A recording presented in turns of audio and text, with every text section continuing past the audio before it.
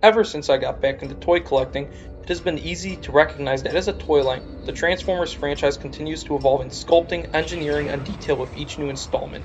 From the initial foundations of Generation 1 to the advancement of articulation and line-wind gimmicks during the Beast era and Unicron trilogy, to the shift in marketing to an older audience with the Generations era that we are currently in, collectors are given new reasons each and every year to collect new versions of their favorite characters. And with the brand new Studio Series 86 subline coming soon, it looks like we'll be getting, for the time being, the definitive versions of characters from The Transformers the movie. But just because characters get better and better toys as time moves on, doesn't mean we have to stop appreciating the toys of the past, such as the blue speedster we'll be looking at today. Hello and welcome to IdArmed Reviews. Today we'll be looking at the Takara Transformers Legends LG-25 Blurr. Blurr released on August 27, 2016, and is a repaint of Titans Return Blurr to appear closer to the deco he wore in the Transformers the movie, as well as the third and fourth season of the Transformers Generation 1 cartoon. As a repaint of a Titans Returns figure, it is best to start with the Headmaster. Being from the Takara side of Generation 1, this Headmaster represents Blurr himself, while the vehicle he rides and becomes the head for is a Transtector. Sculpted in blue and light gray plastic, Blurr features a lot more paint applications than the majority of Titan Masters released by Hasbro. Blurr has the typical markings of a Headmaster, such as the articulated legs, knees, arms, neck, and holes at the bottom of the feet for posing on various alt modes and bases from Titans Return. What's special about Blurr is on the face itself, where there is an extendable antenna for the robot mode, a feature only shared with the Scourge mold from the same toy lines. Moving onwards to the Transtector, who I'll just be referring to as Blurr from now on, it is molded in light blue, light gray, white, and clear plastics, and with plenty of blue, white, and yellow paint applications throughout. While Titans Return's version of Blurr was intending to replicate the appearance of the original 1986 toy, to the results of not very good in my opinion, Takara Legends Blurr takes on a much more colorful appearance, and to be honest, it's 100% why I purchased this figure in the first place. Not only does the light blue plastic pop so much more than that of Titans Return's muddy blue, the parts that make up the vehicle's sweeping appearance make Blurr look like he's built solely for the purpose of being as fast as possible. Placing Blurr next to his retool from the same line, Brainstorm, you can see how commendable the retooling was with turning such a fast-looking vehicle into a bulkier spaceship-esque jet. And then with his fellow cast members from the Transformers the movie, Blurr fits right in, even with the more recent additions from the War for Cybertron trilogy, such as Springer and RC. For features of Blurr's alternate mode, the Headmaster can plug into two tabs that are sculpted onto the sides of the vehicle, or more fittingly, the cockpit opens up to fit in the Headmaster comfortably, and the clear window helps to display the Headmaster driving Blurr really well. One last feature that involves a bit of transformation is removing the hood of the vehicle, which can attach to either side of the vehicle via a 5mm peg, creating a sidecar for the vehicle that another Headmaster can ride in. In addition, Blurr includes a long rifle sculpted in the same gray plastic as the Headmaster, which can attach either to the vehicle with a 5mm peg, or it can combine with the hood of the car to form a grounded turret after flipping out a strut. With its popping colors and details and fun features, Blurr's vehicle mode alone was definitely a point of interest when buying this, but now it's time to move on to what really sealed the deal for myself when it came to purchasing this figure over any other Blurr out right now in the market, his robot mode. So just like the last review with Earthrise Smokescreen, Takara Legends Blurr has a really simple transformation, but it's the simple kind of transformation that you want to do over and over again. So let's get to it. So you want to start by opening up the front door, and you're going to take out the Headmaster, and obviously fold it up. But like mentioned earlier, he has an antenna that you just pull up. Unfortunately, it does just kind of droop down. There's no locking thing, but there we go. We're going to take him, we're going to leave the gun here, and we're just going to start by folding the seat in and closing this, kind of. We're going to pull the arms out, or what will be the arms. We're going to then fold around to open these doors, I'll call them, which will let you flip the feet out all the way. Next, you're going to want to unpeg the feet, and you're going to take the antenna from Blurr's vehicle mode, fold it into his right leg, slam it, and fold the feet out. And same thing here, and that is really satisfactory. Next, what you're going to want to do is take the entire part and fold it back.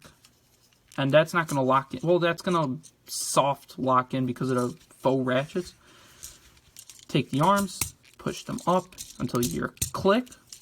Then you're going to want to take these covers, or from the front of the vehicle mode, and flip them up to reveal his hands. Same thing here. Finally, you're going to take Blurr's Headmaster, plug it in, Make sure that antenna is up, and there we go. We have Blurr's robot mode. Like I said, really simple transformation, but it is very effective. It's very clean, and most of all, it's really fun. Now this is what I call a robot mode. Well, to be honest, Takara Legends Blurr in his robot mode feels less like a robot and more like a regular human in some sort of robotic armor. However, this really leans in Blurr's favor, as he has always been depicted as being quite the athletic bot. Just like in his vehicle mode, Blurr's new set of colors makes everything about him pop even more compared to the original Titans Return release. But not just that, but transforming Blurr into his robot mode reveals an explosion of blue and white that is tremendous in helping to break up the majority of light blue plastic from his vehicle mode. Overall, Blurr is just all but one example of how Takara's magic and increased budget worked to make any figure released in the Prime Wars trilogy look stunning in their Legends release. Back to Blurr himself, one minor nitpick I have is with the head sculpt. It's not bad per se, it's just that the base looks like it's been pushed down by some unknown force. If it were just a little higher up, it would be pretty much perfect. One other thing about Blurr that I'm not a big fan of is his lower legs. Blocking appearance and design, it really would have helped if there was an ankle joint to help break the sculpt, but given the placement of the feet and how this is a figure from before the standardization of ankle pivots and seat, it isn't necessarily a deal breaker because the rest of him is quite the sight to behold. Some personal highlights of Blurr that I'd like to point out are things like the popping Autobot tampograph that's actually the back of the vehicle's seat, as well as the ability to just have him look so good in even a simple A stance due to some of his leg articulation. Moving on to the features of Blurr's robot mode, the rifle can be equipped in one of his fists as per usual, or it can be equipped onto the forearms thanks to the 5mm holes from the vehicle mode. In addition, the part of the hood from earlier can either stay on his back during transformation, but it can also come off in robot mode as well. Using the 5mm peg that was used for attaching the gun to the vehicle mode, it can form a shield reminiscent of the one formed from the same hood of his Generation 1 toy. And finally, being repainted from a Titans Return figure, Blurr can swap his head with any Headmaster, Titan Master, or Prime Master using the same neck connection. So for being a Prime Wars Trilogy Deluxe, Blurr actually has a decent amount of articulation for his time, including some that would become standards in the War for Cybertron trilogy. Starting at the top, of course, like any Titan Master compatible figure, he has a Universal 360, as well as can look up, down, and even get a little bit of a motive side to side. You get full rotation at the shoulders via a hinge, and then goes out as well. And you can't really like stretch it out, like he can't bring it out this far, but what you can do instead is something akin to this, where like he's pointing that way. As noticed, he does have a bicep swivel and a 90-degree bend at the elbow, 360-degree wrist, which is a nice bonus. They didn't need to include that amount of articulation in the arm.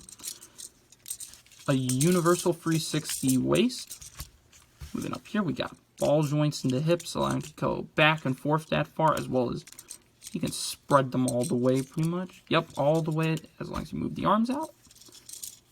He has a cut at the thigh, a really cut tight at the thigh, bend at the knee, and then a little bit of a forward bend.